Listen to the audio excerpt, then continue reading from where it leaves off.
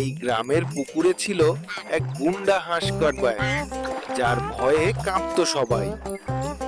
ব্যাংকটা একটু খেলতে গিয়েছিল, গুন্ডা হাঁস তাকে ঠোকর মারলো। পানির মাছও তার ভয়ে উঠে আসতে পারতো না।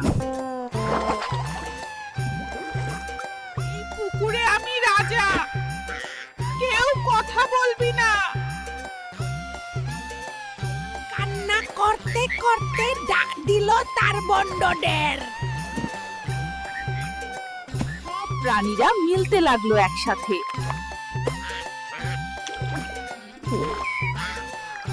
চলো,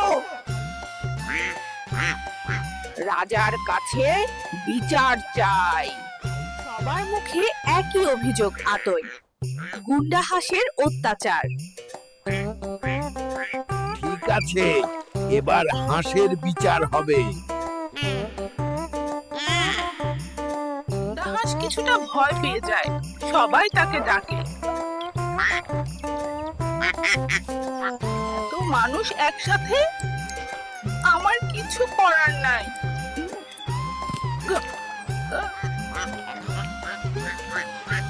তোমার দম্ভ এবার শেষ হবে হাঁস মশাই। শুরু হলো গ্রামের প্রাণী আদালত। আমি খেলছিলাম, আমাকে ঠোকর দিল।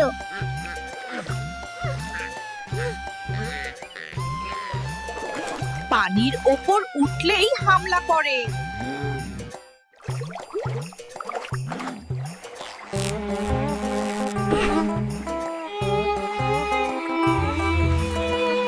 তুমি কি তোমার দোষ স্বীকার করো?